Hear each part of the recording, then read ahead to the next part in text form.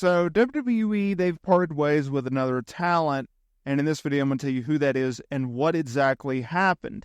Now, this was actually a surprising release on multiple fronts, whether that be internal reaction as well as the fan reaction. Now look, WWE, they have this model where they will sign pro wrestlers from the indie circuit, other promotions, as well as athletes with sporting backgrounds, right? They really like to focus on a mixture of those three areas. We've really come a long way where they would sign talent that were pure indie talent, and we had like a PWG ROH type roster in WWE in the mid to late 2010s, and then AEW launched, and that kind of really changed everything. And then they went to this horrific NXT 2.0 time period where all they wanted to do was sign athletes with no pro wrestling backgrounds whatsoever. And we got NXT 2.0, and we did get some bright spots, right? We got the likes of Braun Breaker and Tiffany Stratton and others. But then, like, you also look at like a Roxanne Perez, right? She's doing great things in NXT as NXT Women's Champion, and she actually came from Booker T's Reality of Wrestling school. So that has changed in a large part. But whenever you sign so many athletes and you have the NIL programs out there and you're bringing in athletes, well, there's an influx of talent. Well, you already have a bunch of talent under contract in NXT and at the Performance Center, right? You got to realize there's NXT talent and then there's actually Performance Center talent, where the difference is, well, yes, NXT talent, they still go down to the Performance Center every day and they train, they do classes, and they do promo classes and everything like that.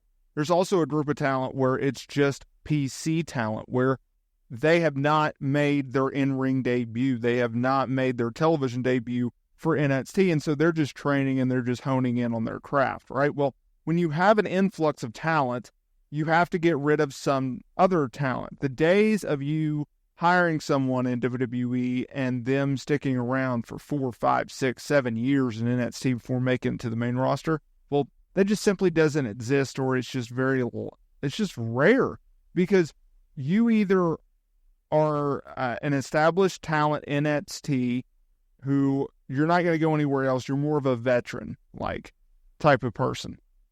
Johnny Gargano, Tommaso Ciampa, they were like that for a while, where they were just going to stay in NXT because they were the core brand of NXT, right? Core talents of NXT. But now we've gone from this model where everyone's around for multiple years and then they get called up to the main roster when they're ready, to you're hitting our benchmarks at NXT and you're going to be called up to the main roster, or we're just going to cut you. And so that's what's kind of been going on. Now, earlier this year, Gable Stevenson, he was released. He was a major, major talent sign. I mean, heck, he was, quote unquote, drafted to Monday Night Raw before he even made his, in-ring debut. He had not even worked a match and he was already there. But he was a big star. He was an Olympic gold medalist, everything like that. Well, on Monday, his little brother, or older brother, I forget. Either way, his brother, Damon Kemp, the brother of Gable Stevenson, he announced his departure from WWE.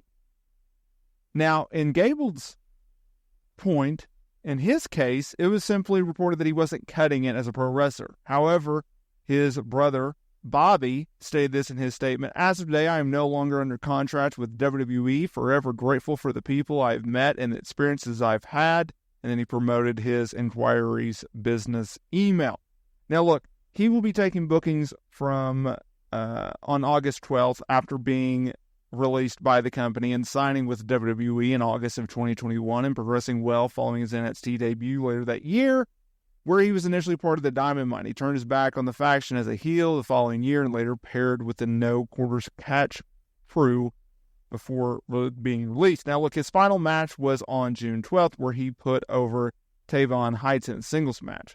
Now, Fightful had reported that Kemp's departure was not a round of WWE talent cuts. Instead, his deal was simply not renewed.